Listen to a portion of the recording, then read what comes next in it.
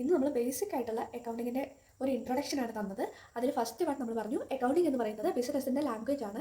Father of accounting എന്ന് പറയുന്നത് ലൂക്ക പാസിയോളിയാണ്. അദ്ദേഹം ഒരു ഇറ്റാലിയൻകാരനാണ്.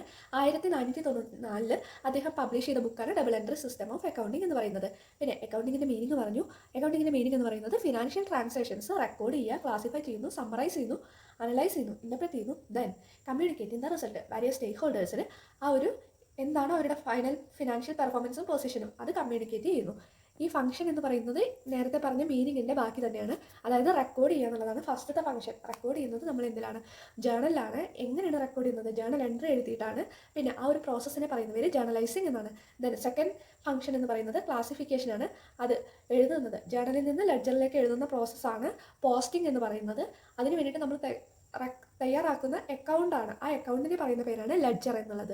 അത് കഴിഞ്ഞ് ഒറ്റ നോട്ടത്തിൽ അറിയാൻ വേണ്ടിയിട്ട് അതിനെ സമ്മറൈസ് ചെയ്യുന്നു. അതാണ് തേർഡ് ഫംഗ്ഷൻ. ഇത് നമുക്ക് പ്രോഫിറ്റ് ആൻഡ് ലോസ് അക്കൗണ്ടും ബാലൻസ് ഷീറ്റും പ്രിപ്പയർ ചെയ്യാൻ സഹായിക്കുന്നു. അപ്പോൾ ട്രയൽ ബാലൻസ് പ്രിപ്പയർ ചെയ്തു, ഇതൊരു സ്റ്റേറ്റ്മെൻ്റ് ആണ്. ദെൻ അനലൈസ് ചെയ്യുന്നു, പിന്നെ ഇൻ്റർപ്രറ്റ് ചെയ്യുകയാണ്. അനലൈസ് ചെയ്ത് കഴിഞ്ഞിട്ട് അതായത് എത്ര അസറ്റ് ഉണ്ട്, എത്ര ലയബിലിറ്റീസ് ഉണ്ട്, ഇൻകം എക്സ്പെൻസ് ക്യാപിറ്റലൊക്കെ എത്രയാണെന്ന് അനലൈസ് ചെയ്യുന്നു.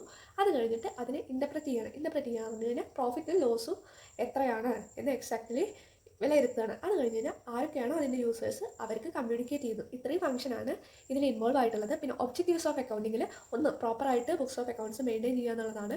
Then profit or loss, profit ആണോ ലോസ് ആണോ എന്ന് കാൽക്കുലേറ്റ് ചെയ്യുന്നു. തേർഡ് വൺ എന്ന് പറയുന്നത് financial position, asset liability tally ആവുന്നുണ്ടോ നോക്കണം. ദെൻ ഫിനാൻഷ്യൽ ഇൻഫോർമേഷൻസ് ആർക്കൊക്കെയാണോ ആവശ്യം അവർക്ക് പ്രൊവൈഡ് ചെയ്യുന്നു. അതായത് ഇന്നേണൽ യൂസേഴ്സും എക്സ്റ്റേണൽ യൂസേഴ്സും ഉണ്ട്. ഇന്നേണൽ യൂസേഴ്സ് എന്ന് പറയുമ്പോൾ എംപ്ലോയീസും മാനേജ്മെൻറ്റൊക്കെയാണ്. എക്സ്റ്റേണൽ യൂസേഴ്സ് എന്ന് പറയുമ്പോൾ ക്രെഡിറ്റേഴ്സ്, ഗവൺമെൻറ്, ടാക്സ് അതോറിറ്റീസ് ഒക്കെയാണ്. അപ്പോൾ ഇത്രയും കാര്യങ്ങളാണ് ഇന്ന് നമ്മൾ ഡിസ്കസ് ചെയ്തത്.